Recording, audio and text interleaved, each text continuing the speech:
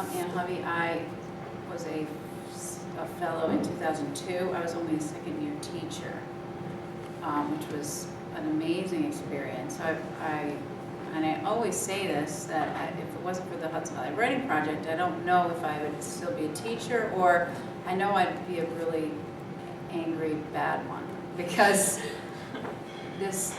where I work, it's an inner city school. It's struggling, district in need of improvement, school in need of improvement. Just everywhere I look, there was just frustrations and problems and no support. And so without the Hudson Valley Writing Project, it's like the sunshine, and just kept me positive, kept me working, kept me just optimistic. And I had a community where I felt I could.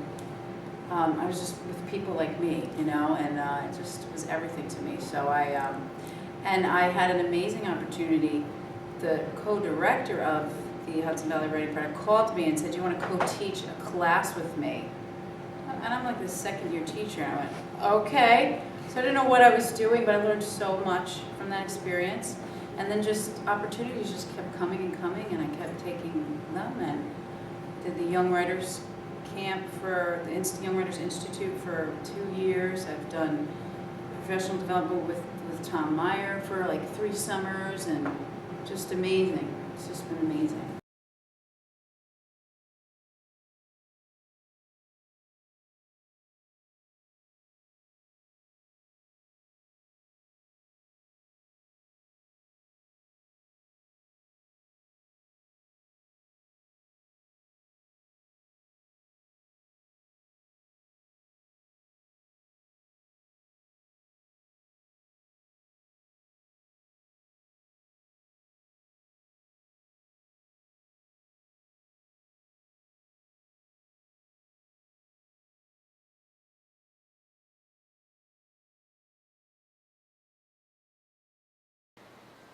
And the great thing about the writing project, and I think the leadership of it, is that you're constantly pulled in. So, I mean, you show an interest in an area and you're given an avenue, but you never really know where to go with that avenue. You just kind of have an idea, and all of a sudden you'll get a call, like Tom will call you up and say, "Hey, there's this thing about content. Would you be interested in doing that?" Or Mary will call and say, "Oh, there's a professional development at this particular school. Would you like to do it?" So it's not like you're sitting back going, "Oh, what am I going to do with this now?"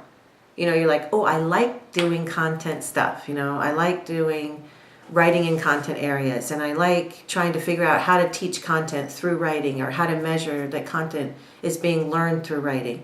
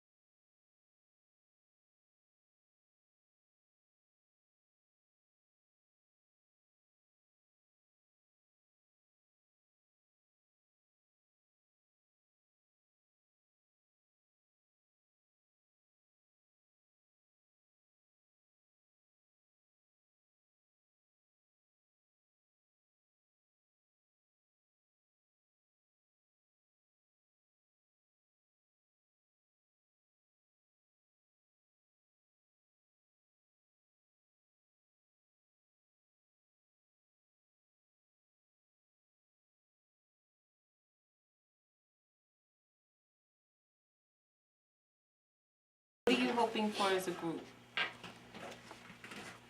Question. I kind of want I want us to ask some tough questions about race and culture that we wonder about or think about, and that we're afraid to mention. Yeah. Because we're afraid that we're going to hurt someone's feelings, or they're going to think we're, racist or genderist or sexist. Mm-hmm. Wait, is that like genderist or sexist? Like what? Like can you give us Like an some- example for example, like I would like to know, like I want to be able to have more communication with the bilingual teachers. I want to be able to have their students be a part of my school, our school, their school. And I feel like, when I'm in the hallway, I see the kids and I wave at them and they're polite, but they don't, like, it's like they you know, they're either they're afraid or they're like, you know, or she's not a bilingual teacher, and so I feel like you guys are segregated, basically. You know, I feel like you're a community in yourselves, and I don't know. Afraid. I mean, here we are, we're sitting here, but the fact is, when we came in the first time, we all sat by race. Right. We did, you know, we did. And nobody did that intentionally, or I didn't even think about it, but it's the way we sorted ourselves Yeah, out, whether yeah. we meant to or not to. Right. So, but we should be talking about that and you know, thinking about that. Because I want to invite other teachers who I know are not as open to talking about this, but I really feel like if my kids are going to have an experience that lasts, that might make some changes, bigger changes, they need to not just be in my classroom talking about this, but in the next and the next and the next. Diversity and multiculturalism, but then also, you know, how does this impact our teaching? You know, I think we have to bring it back to that. What do we do with the students? How is it going to impact our teaching? Is it just going to change us, or, you know, can we make a difference in the classroom? Learning more about different cultures and how they perceive other cultures. Like, I thought it was interesting when some of the bilingual teachers were saying how their children were afraid of blacks, of African Americans. That shocked me. I was like, because I taught in the bilingual, you know, program for summer school. So I'm like, were some of the kids looking at me? Say, but from listening to both of you talk, while you went through school and you were honors and everything, you had the support at home. But I'm thinking about the student who's hanging on by, Right. you know, what's that saying? A thread. Good. Yeah, Or by a winging a very prayer. thin Yeah. thread. And then the teacher, instead of empowering them, is kind of, the kids know. They know when you're for them and when you're not. And when they know that you're thinking, you know, you can't do it and stuff, instead of empowering them, it makes all the difference in the world. Because if they're not getting the support at home, then they come to school and you're pretty much like, they give up. They do get broken because they're hanging on so, you know, by such a thin thread that it's easy to break them, and I think they get turned off. So we're in such key positions as far as empowering these high risk student, you know. But you're right. I heard you say, you know, the Head Start. What's going on from testing. Testing is not good for our children. It's not good for their esteem. It's not good for their educational experience. When I was writing, we have to transcend the classroom. The classroom is where the student is at. That's their educational experience. And if they don't come to a point where they can embrace and say, I love school. I don't hear any of my students that are in what we would call junior high, middle school. Yes, and how fast. So I wrote down that I would love to see education become a good word, a good experience. As an honor student, I can't say that most of my teachers were kind to me. I was the only African American in my class, and I can tell you I was mistreated. I was left aside, and if it was not for my mother and my family pushing and knowing the intelligence I had, they were trying to break me to get me out the class. You see what I'm saying? You don't belong here just because of my brown skin. You can't hide this.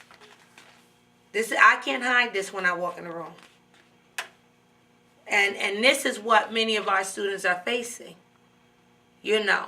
Our young men cannot hide their cornrows, their dreadlocks, and the perceptions from many people that some of us who have had that diverse background, we know better. But other people, as soon as they see certain things, it's like, oh my gosh, you're a thug.